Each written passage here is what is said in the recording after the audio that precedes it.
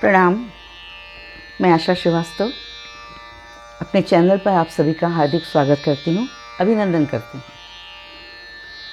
आज से हम संगीत की कक्षाओं की शुरुआत करते हैं और शुरू से शुरू करते हैं कि संगीत वास्तव में क्या है। संगीत को हम सरल भाषा में कैसे कह सकते हैं ऐसा कि जो हमें अच्छा लगे, जो सुनने में मन को रंजकता प्रदान करे, हमें सुकून दे दिल को, उसे संगीत कहते हैं।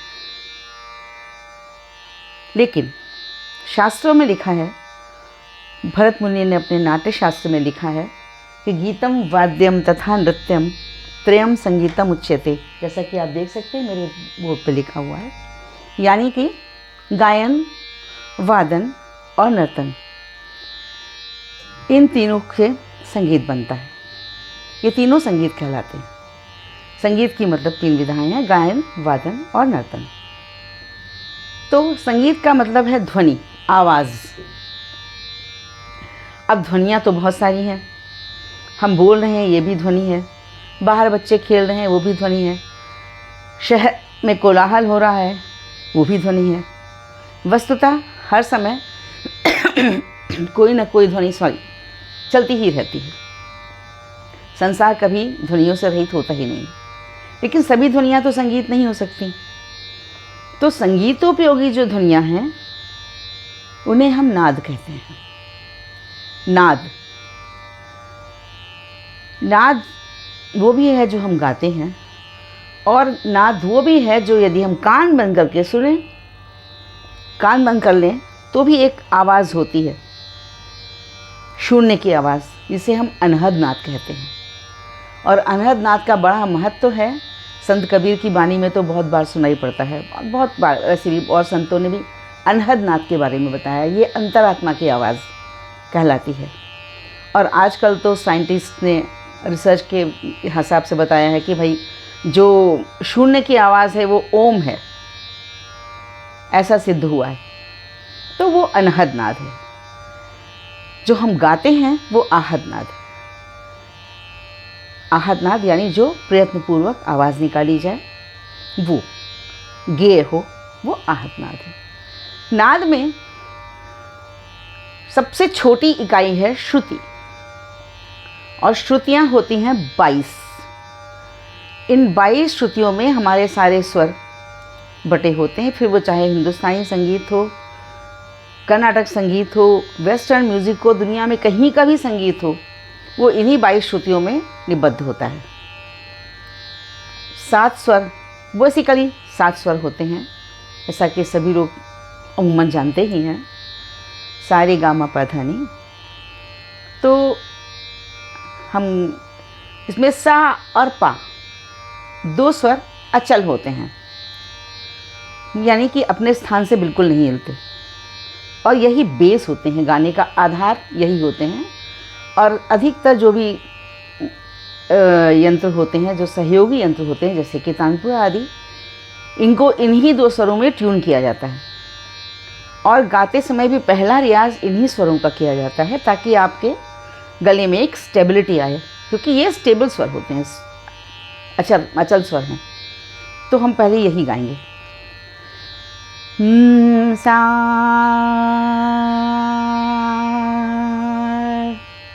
पा सा पा सा।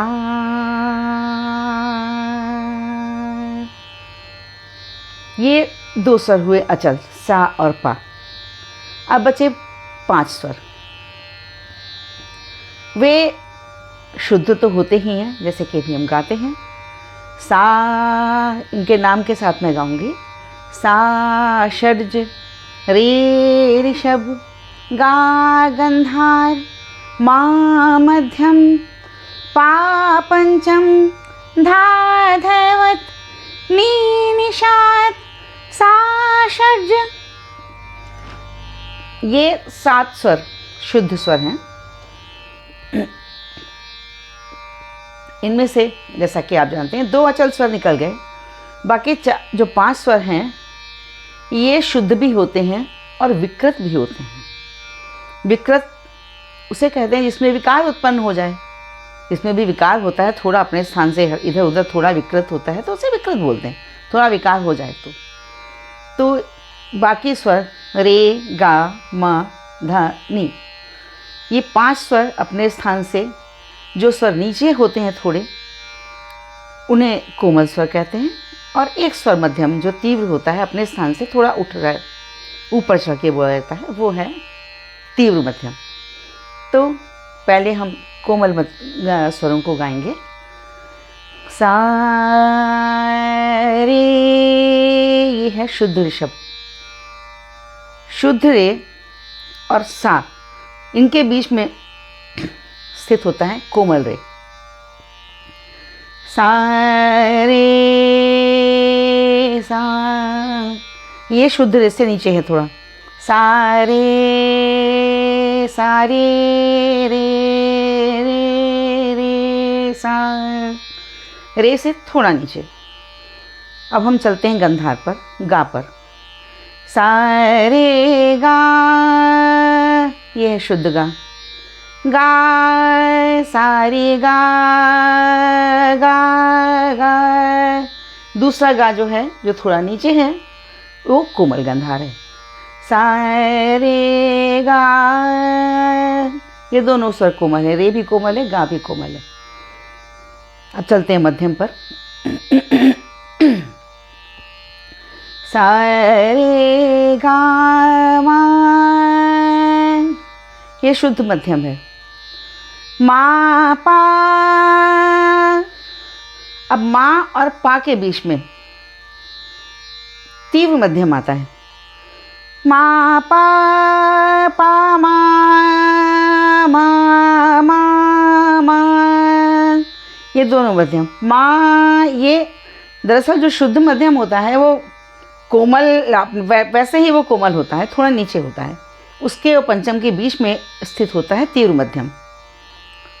सा रे गा मा पा, सा रे गा मा पा, ये विकृत स्वर है। रे विकृत, गा विकृत, रे कोमल, गा कोमल और मध्यम तीव्र। अब आते हैं, पा तो अचल स्वर है। अब आते हैं धैवत पर, धा पर। सा रे गा मा पा धा, ये है शुद्ध दैवत। धा सॉरी, पा धा धा धा, ये पा और धा के बीच में जो स्थान है उसमें कोमल धा होता है। सा रे गा मा पा धा पा, ये कोमल दैवत है। धा पा धा पा धा, धा धा धा पा, ये कोमल दैवत है। अब हम चलते निषाद के ऊपर, निषाद पर पहुंचते हैं। सा रे गा मा, तीव्र मध्यम के साथ में जा रहे हैं। पा धा, ये कोमल दैवत। नी सा नी, ये नी है, नी और धा के बीच में कोमल निषाद है।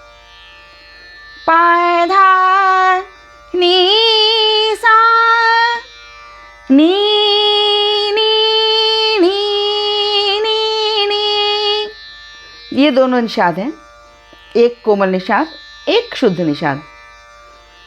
तो हम एक बार फिर से गाते हैं। सा रे रे गा मा पा धा नी सा नी नी, कोमल नी, शुद्ध नी। सा, तो इस प्रकार हमने जाना कि विकृत स्वर 5 और शुद्ध स्वर 7, तो कुल मिला के हो गए 12 स्वर।